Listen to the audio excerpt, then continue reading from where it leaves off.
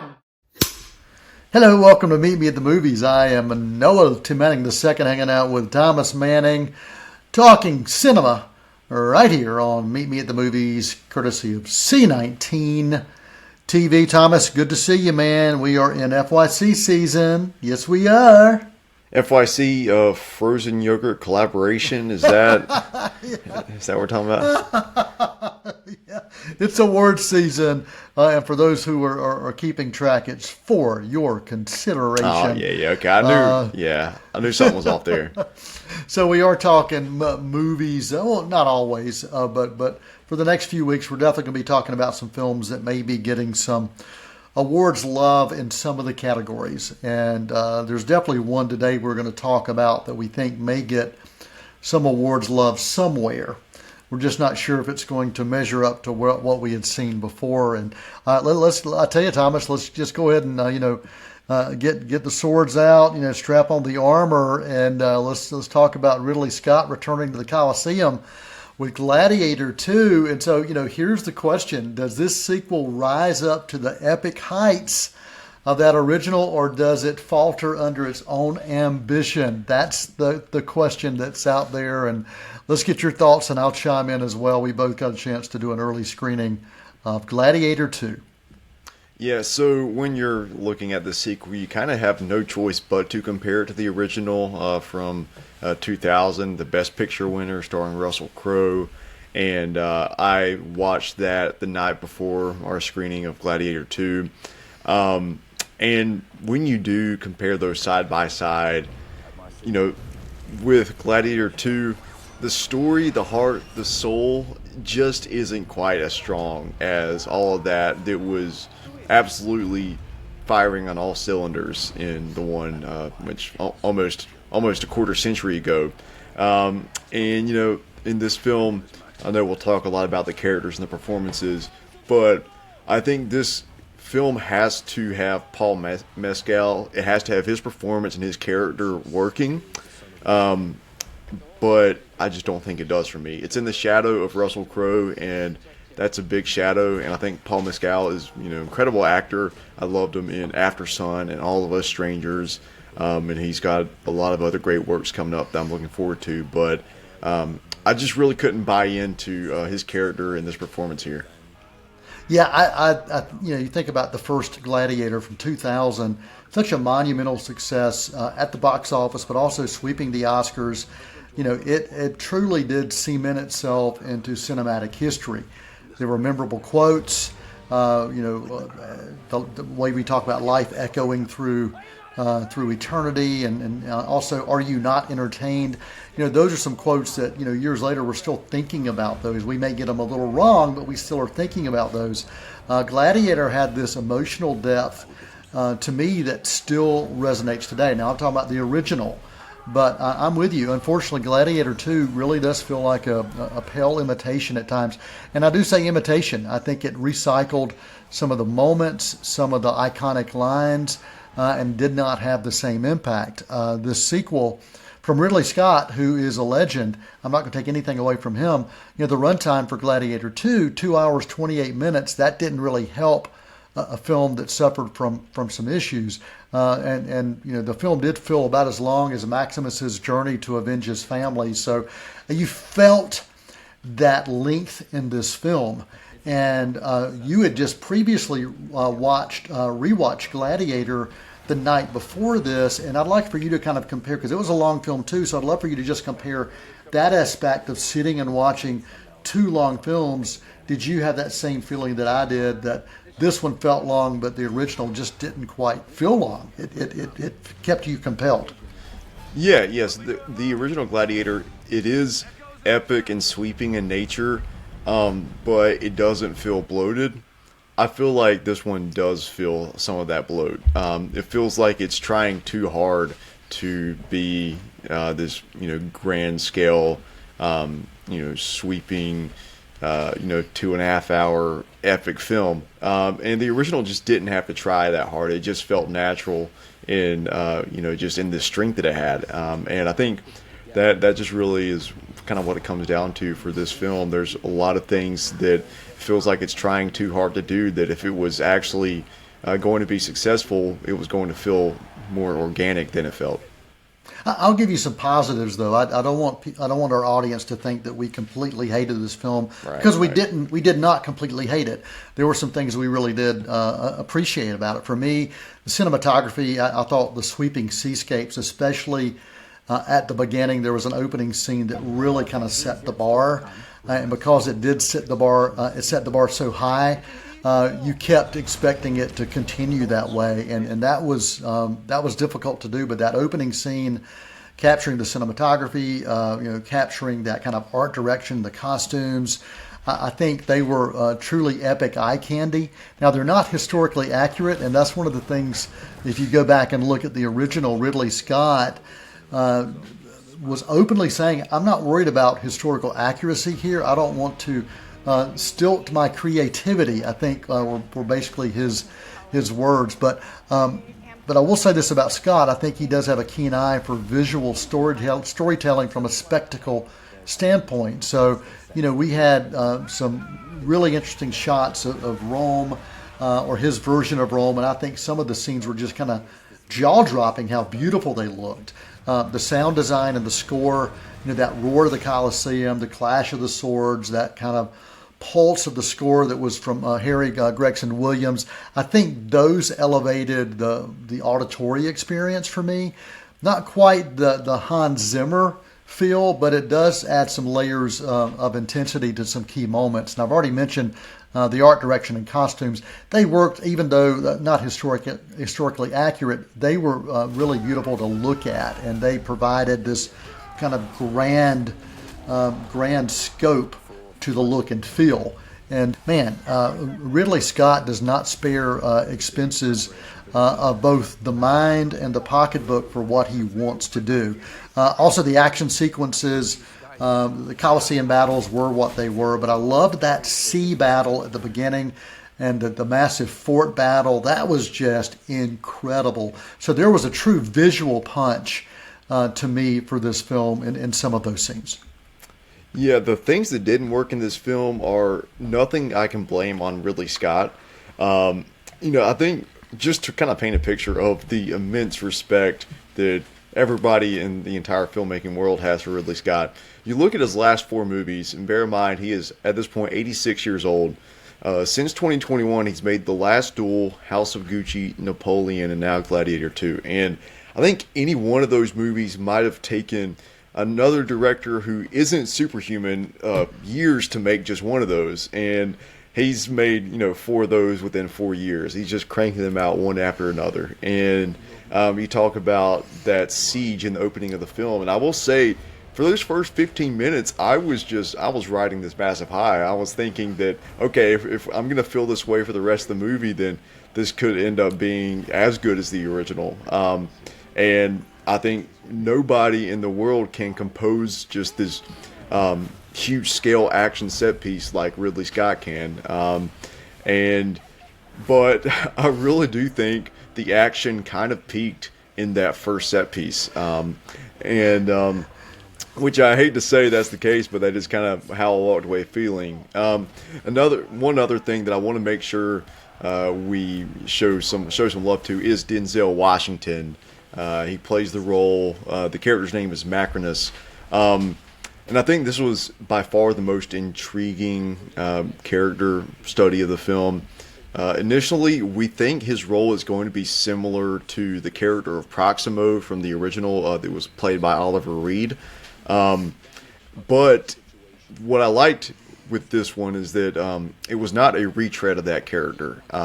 And they took it in an unexpected direction. But that just kind of lends more to the disappointment of thinking, okay, if you can make a narrative decision like that is very compelling, why didn't you make more of those? Because I think that was the one character choice they made that had me walking away thinking, okay, that was something unique, that was something different.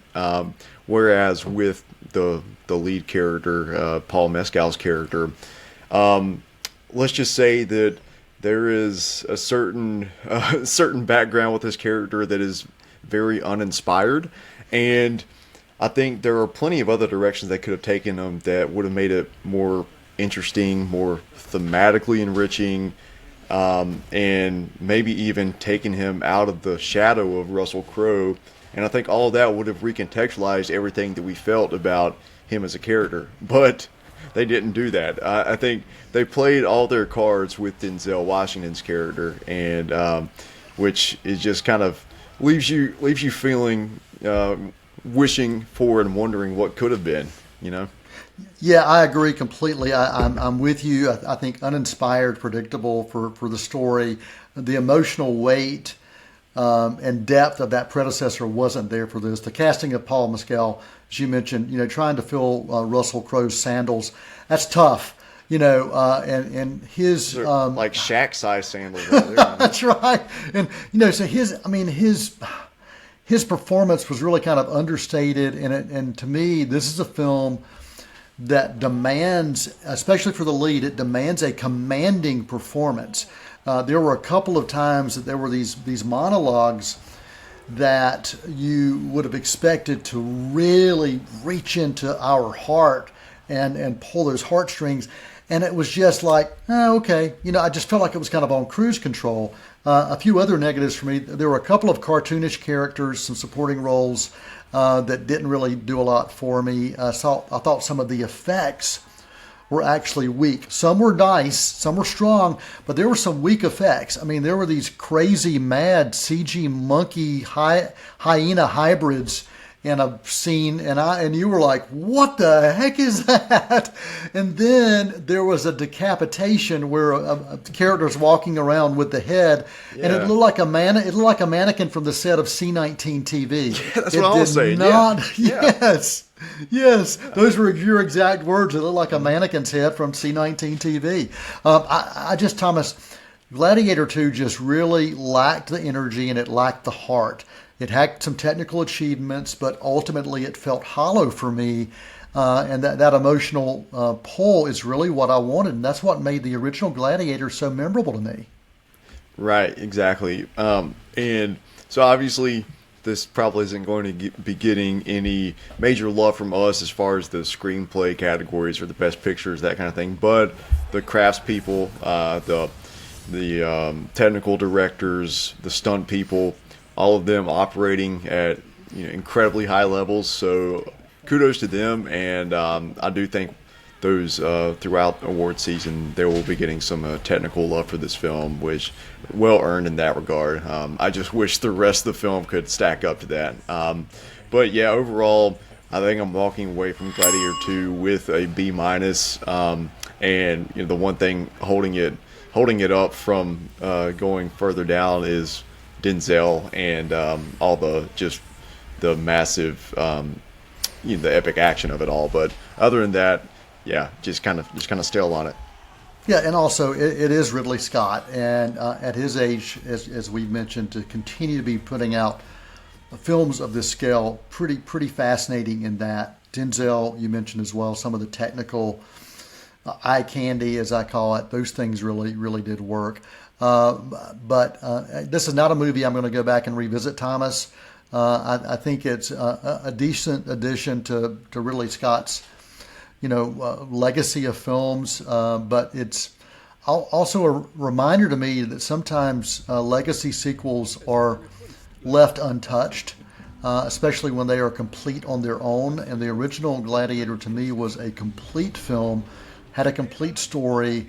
I think if you're going to be doing a legacy sequel, there are some better options out there and examples of what we've seen previously that will find a way to provide subtle nods, but not rely so heavily on that original film. So for me, I think that Gladiator 2 still proves that Ridley Scott knows how to deliver spectacle. But sometimes a spectacle alone is just not enough, and it was not enough for me. A balance. I'm giving it a C+. You're a B-, and if we'll probably do a combined score on another segment that we do, and I may raise the bar a little bit, but I'm right at C+ for Gladiator 2, and you can check that out in theaters. Well, a long first half, but a lot to cover with a film that a lot of people were wanting to hear about and wanting to talk about, Thomas. And I've been having conversations with people ever since I left that early screening. So we're going to take a quick intermission unless you have any final comments before we go to break, Thomas. Oh yeah, we're gonna be looking for another house pet pretty soon, probably a dog, but I don't think we want any of those bloodthirsty monkeys. Yeah, just want to put that out there that we're not going to be having any of those demanding residents anytime soon. So no, we will not. But stick around after the quick intermission because we've got another person who's been involved in cinema for like 6 decades. We're going to be talking about Clint Eastwood at 94, directing a film that is completely different from Gladiator II on so many different levels. And we're going to talk about Juror #2 right after this break. Won't you come and meet me at the movies? Won't you come and watch a flick? Hi, I'm Shara Miller, the host of Artworks. Each month we bring to you wonderful, talented artists from here in Cleveland County and the region. We have artists, we have potters, we have painters, we have musicians, we have actors. We just have wonderful artists that come to you and tell you about all that they're doing, their creativity, what inspires them. Join me here on Artworks each month on C19. You can also watch us online at c19.tv. Hi, I'm Nikki Bliss Carroll, your host for Cleveland Connections, the show that explores what's happening at Cleveland Community College. Join us as we sit down with members of faculty and staff to discuss programs of study, upcoming events, and other exciting campus news. We'll have a new show for you each month on C19 TV, or you can stream us online at c19.tv. Tune in and connect with Cleveland Community College on Cleveland Connections.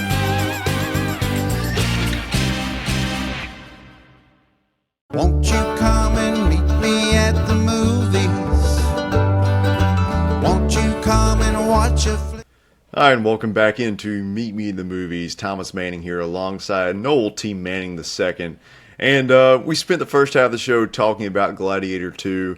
We were a little bit feeling a little bit under the weather about it. And, we haven't had any non-viewer mail in a while, but there was someone in the break who butted in and said he wanted to, provide a little bit of non-audience member interaction or non-studio audience member interaction. So I'll let him pop in here if he wants to share a little bit about Gladiator II. That's right. This is Noel Manning at the age of 15, converted to a little person, to the little people, and he really feels that the movie deserves like a thumbs down. And he's talking about the Siskel and Ebert thumbs down instead of the Gladiator thumbs down, which, Thomas, you reminded me that a thumbs down in reality actually meant things were good. Is that correct?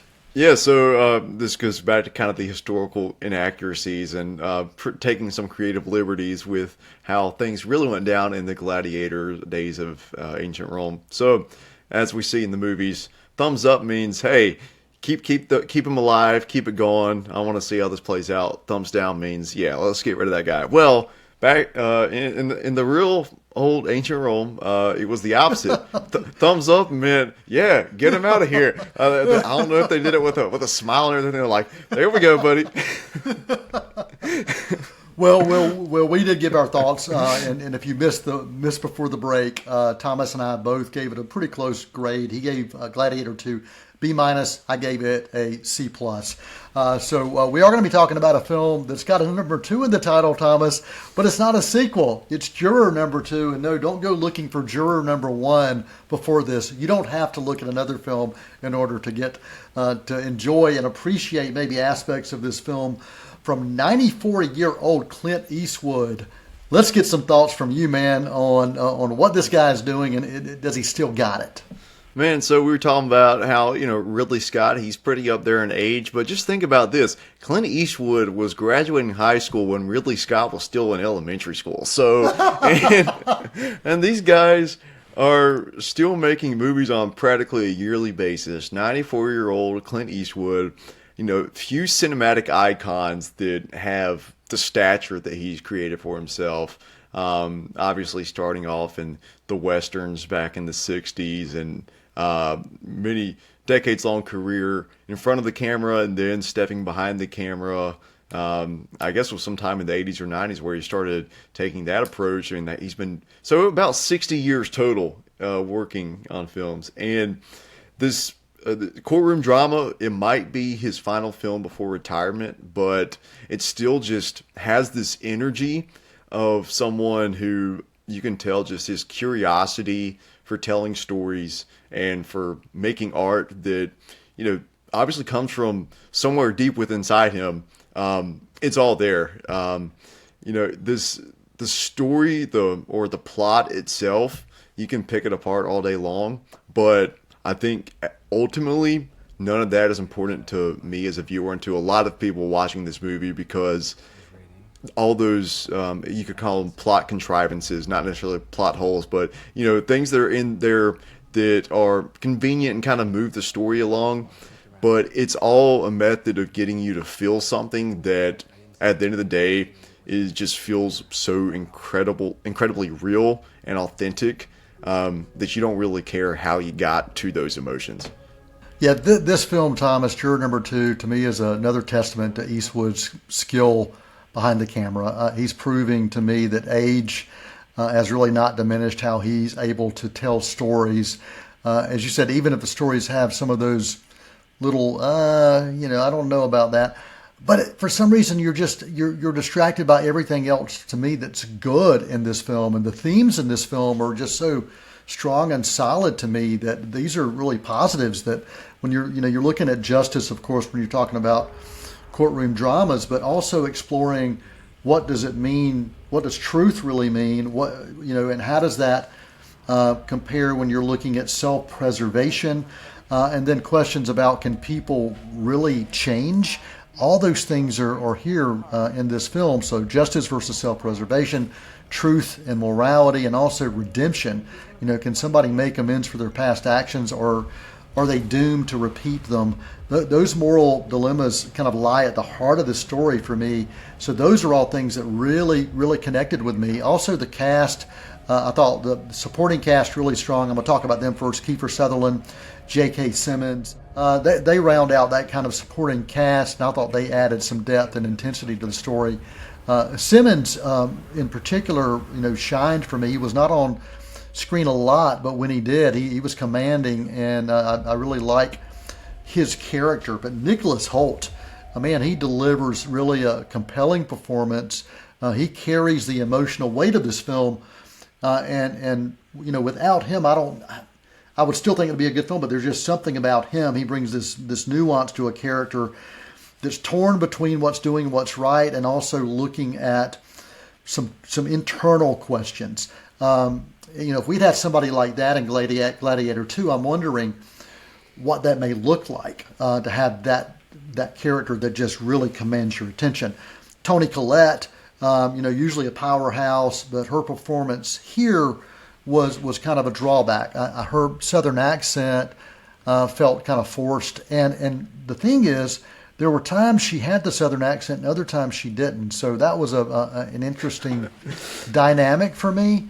But I don't know that anybody else really had that strong Southern accent. Everybody else was just kind of talking like they were. And it worked. It didn't bother me. It took place in Savannah, Georgia, I believe. So maybe that's where she was wanting to do that. But those are just some of the things I wanted to make sure I shared. And we've got really just about 4 minutes, but there's so much we could talk about with this film. Oh, yeah. So just a quick note on the accent thing. I think a good comparison, you look at Elizabeth Olsen as Scarlet Witch. When she was first introduced to the MCU, she had, that thick Eastern European accent from the fictional country of Sokovia. I don't know it's in this, but it is not paprika. I'm gonna go to the store. I'll be back in 20 minutes. Well, over time, she just kind of dropped that accent, and now she just talks like Elizabeth Olsen. I think Toni Collette had a similar experience with this. She starts leaning really heavily into that South Georgia accent, but it's really not there by the end of the movie. But that's just a small nitpicky thing, because everything else in this movie, I think you and I started watching this, it was probably about midnight, and it's got to be a really, really fascinating film to keep us engaged for 2 straight hours up until about 2 a.m., and that's what this movie did. Talking about Nicholas Hoult, he's wrestling with these questions and trying to tell himself different versions of the truth and trying to tell himself the version of the truth that he thinks is going to be best for him and for his family, his wife and then the baby that they have on the way. And just that massive internal conflict within him, he just plays that so well. It's a very tortured performance, and you can't help but wonder, okay, if any one of us was in a situation that pretty unbelievable situation, but just try to place yourself in his shoes, and just the empathy that he establishes there is it's just really brilliant. Nicholas Hoult, he's had a great year. He's got this, The Order as well, which we had him on the show to answer a couple questions. And then he also has Nosferatu coming up this year as well. And then he's going to be a Lex Luthor in James Gunn's Superman coming up. So he's a guy that I think for years he's just been continuing to put in the work and take on interesting projects. And to see him in Eastwood's perhaps final film and just be given a role to deliver on all fronts like this, very happy to see what he did here. I thought the editing was really strong in this film as well, Thomas. It kept you engaged to be able to balance what's happening within a courtroom and then also with flashbacks and then what's happening in the lives of those kind of on the outside. That balance was truly there for me. And something else that really stuck with me, this film had an emotional connection and one that really was strong, that you were feeling for characters and not just Nicholas Holt's character and his wife, but also there was another key character who was basically being accused of a crime, and you found yourself feeling for that character as well. So just such a solid film to me. I'm so glad we watched it, and it is one that I'll go back to, and it's one that I'm going to recommend to others that are looking for a solid drama, because that is exactly what this is. It's a gripping drama. It's got moral depth, and for me, Thomas, I continue to think about this film after I watched it. It really exceeded all of our expectations and has solidified itself on what's probably going to be, our top 10 or top however many movies of the year. It's going to be one that I'm going to be championing as we go into voting this award season, that's for sure. Absolutely glad we got a chance to check it out. Juror number 2 gets a solid B+ from me right here on Meet Me at the Movies. Clint Eastwood, well done, well done, well done. Thomas, your rating for Juror number 2? I'll give a solid A- to Juror number 2. For everyone who takes the time to spend with us, we appreciate you, and we look forward to getting to spend time with you next time, right here on Meet Me at the Movies. And until next time, for Thomas Manning, I'm Noel T. Manning II, and that is a wrap. To view until we meet again. Next time we see you, we'll gladly fill you in. We'll tell about the happy and the sad ones. We'll talk about the good ones and the bad ones. Many films to view till we meet again.